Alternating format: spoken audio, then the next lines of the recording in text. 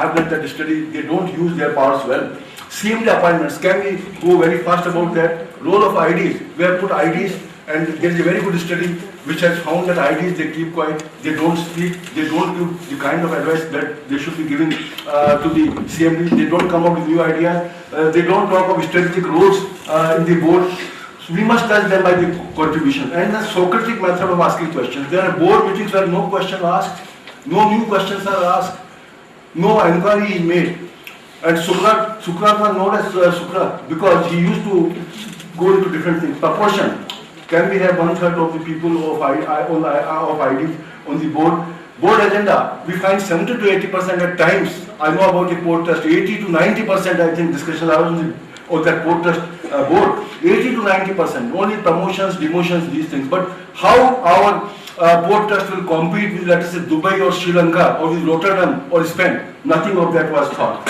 Qualification, what kind of qualification we should have, I think, and there we say that we should have people who are rich professionals, knowledge, training of IDs, frequency of board meetings, I think is another very, very important issue. And here I think the question of new frontiers. Does board create new frontiers? Now today we are talking of risk. If we rewrite the balance sheets, and we are now moving from international accounting standards to IFRS, I am sure that the balance sheets of public enterprise will shrink. I have done a study of a big public enterprise which didn't provide for risk anywhere. It is going left and right and collecting money from international market. And if you provide for risk, its profit just plummet. And the board, I think, has been acting against the direction that the account should be true and fair, and we are, I think, giving dividends in that case. I think out of capital, talent management is a big question, which is the report for the second commission. We have the data of the talent migration from each and every enterprise, and talent migration is taking place right from stage 1 to stage 9. I think that's a very good question, what board should be doing. Performance evaluation and also encouragement. Corporate ethics, are we now subscribed to the idea of fairness, transparency, accountability, trust of customers and suppliers? I'll just go, I think, because we don't have much time, but let me tell you, we did this study, and boards are on a great spotlight because in a number of companies, there are inquiries and scandals, excessive remuneration, boards sometimes it is said that it becomes rubber stamps, we don't add any value, listing requirements, we don't fill voluntary code, which was given by Cadbury committee, we are not doing that. But let us give the research finding that we did for the Government of India, for Prime Minister's Secretary, and these are some of the findings on the boards of public sector enterprises. One is that the boards have to make public enterprises ready to face global competition, and they have to have an innovative response for that. We should not have standard boards, structure, composition, and operation. We should think, I think, enterprise-specific policy measures are required to strengthen the institutional frameworks and values. Proper procedures for selection and induction of board level people, they are required. We see that it takes long time. We have to develop objective vision and mission statement in many enterprises.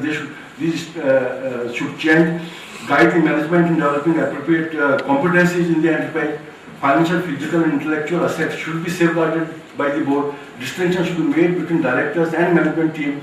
Issues of board independence are very important. We should give more and more to them. Post of CEO and chairman, in the case of our big enterprises, they can be one, but otherwise they can also be split. Separate performance appraisal system for directors must be introduced. Issues of regulation, shareholders' right, and knowledge base of the board. That's very important. Knowledge base of the board is very, very important, and that's, I'm very glad that enterprises here, your enterprises, they thought it proper to send you. We must become now knowledge managers. Of the board are crucially important to board effectiveness. Long-term view and policies should insulate it from short-term pressures and discharge in balancing the role. And chairman of the board should provide due leadership role for ensuring the quality of boardroom process.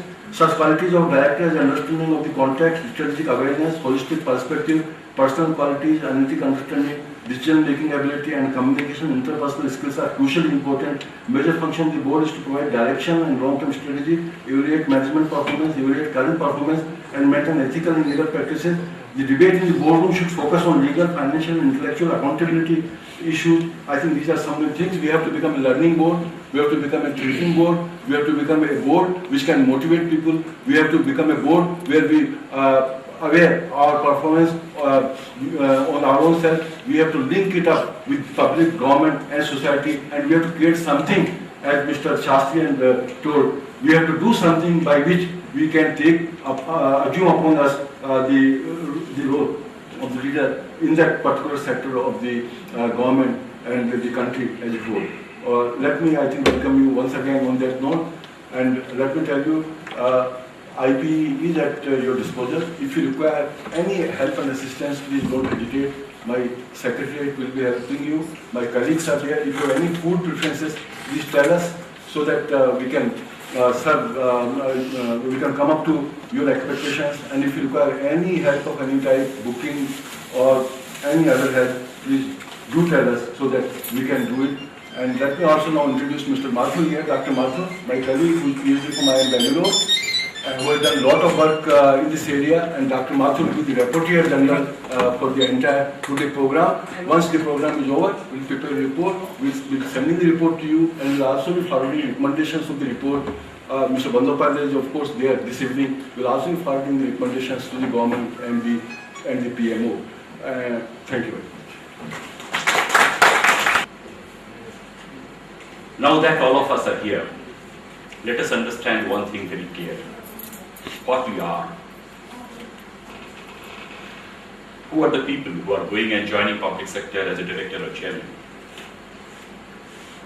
If you make a quick analysis of the background of the public sector directors, you will find they have been either a trained chartered accountant, or a trained engineer, or a trained human resource management personnel, or a materials manager, a marketing manager, and so on. They may be excellent in their own field, but then are they business managers? Unfortunately, as long as a person is a manager of a particular branch, particular discipline, it tends to work more as a head of the department. And he is not an entrepreneur. An engineer to become a board member who is a business manager, it requires some sort of qualitative transformation, organic transformation. This many times you do not realize. The result has been that if you make a survey of public sector enterprises in the country, you will find that most of the directors in public sector enterprises, they operate mostly as HODs, as they used to do even in the past. Why it is happening? Because in public sector, we have never been taught that we are businessmen. We have never been taught that we are entrepreneurs. We have never been taught what business is and how it has to be done. That's why, at the most, you will find that we in the board level sometimes take decision, basically keeping in mind a micro aspect of the decision and forgetting the environment, forgetting the broad perspective under which a board should take a decision. In my opinion, this is the biggest problem before the public sector management today, that they do not have a team of dedicated businessmen, a team of dedicated entrepreneurs who are supposed to run these enterprises. There is another factor also. That's a very important factor, and I am surprised that many times we know this factor but we do not talk about it.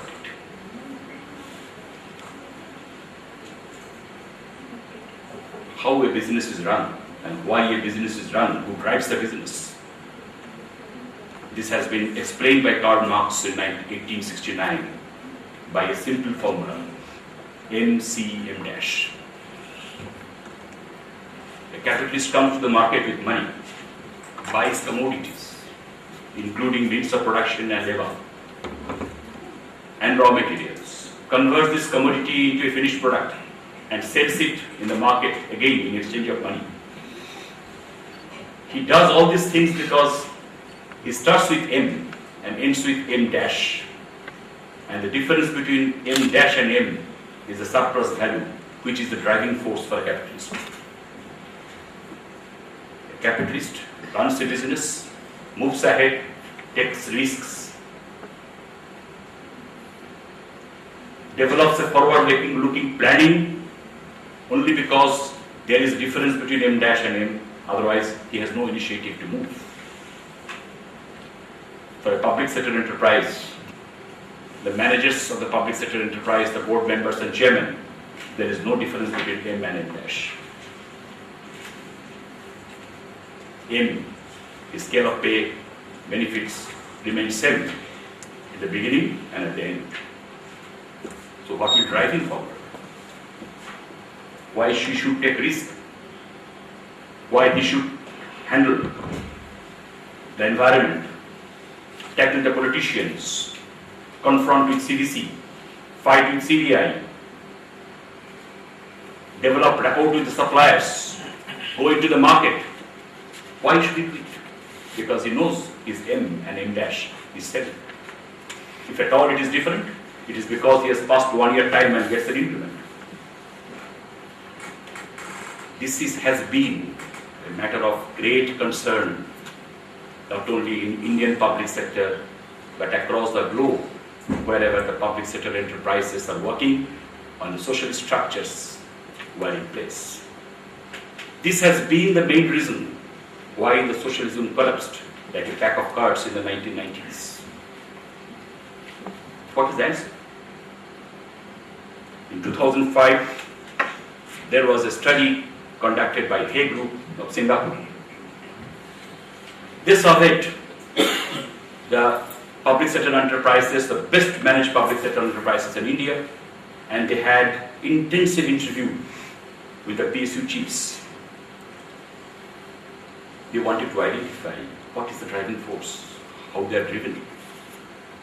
They found that those public sector chiefs and the directors were the best and most successful who were driven by a superordinate goal.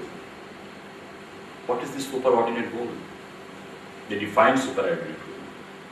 They felt that they integrated all their activities with a purpose which is not direct like M dash minus N, which is more important. They feel they are doing something for the people, they are doing something for the nation, and they feel that they owe it to their nation, to their country, to their society. That means those who can elevate himself or herself from the level of a businessman to a level of some sort of social activist. Those who feel that every bit of what they do, every risk they take, it is contributing to the society at large. They are the people who have shown the best performance in public sector boards. In 2005, there was a huge deliberation on A Group's recommendation. Many people differed.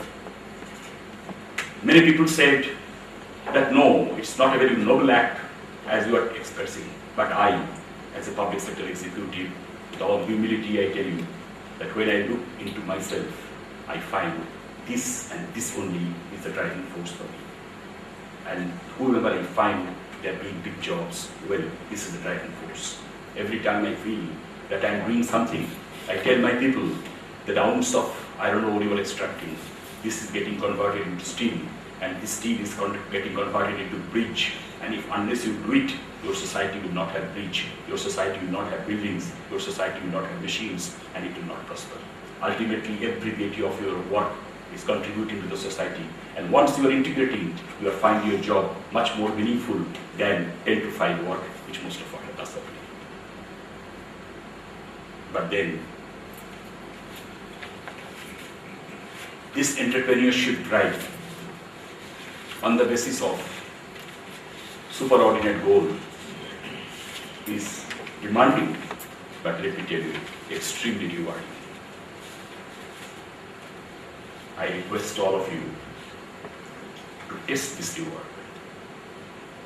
Once you are in a board and you cease to be head of the department, you cease to be a part of the public sector management team, which dreams big, which feels they are handling the poor taxpayers' money and they are going to do something big for the nation. You will find the zeal and enthusiasm which is unparalleled if you have any other process of thought.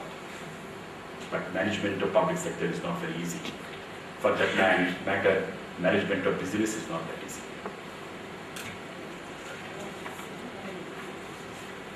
You can have the best accountants, best engineers,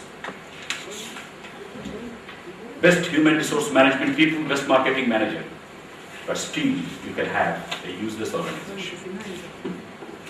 It is something like life which has to be injected into the limbs of the organization, and giving this life to the organization, is something what is very important. The primary task of the directors, of the chairman of a public sector enterprise is to inject this life, into the functioning of an organization. The difference between the sectoral management and the total management of a business comes in that in the total management, life is there, and this life is deep understanding of the business processes, deep understanding of the environment, identifying the opportunities, separating the threats, and so on and so forth. Directors are not required to manage certain areas. Directors are concerned only one factor: how to inject life into the organization. And the life force of the organization is a business feel, business understanding.